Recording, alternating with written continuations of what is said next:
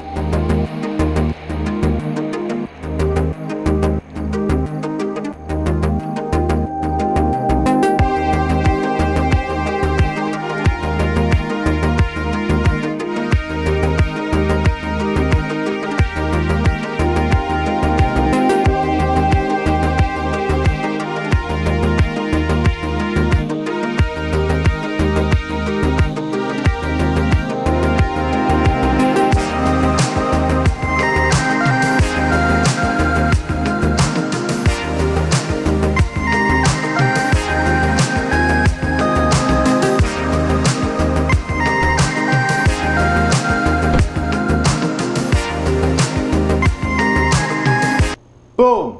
There you have it, guys. The Corvette is packed. Everything is in there that I need. Corvettes are practical. Once again, they will live to see another day. Alright, I'm going to take my 4-day camping trip, 200 miles away. I'm going to get 30 miles to the gallon. It's going to be great. Thanks for watching once again, and we will see you later.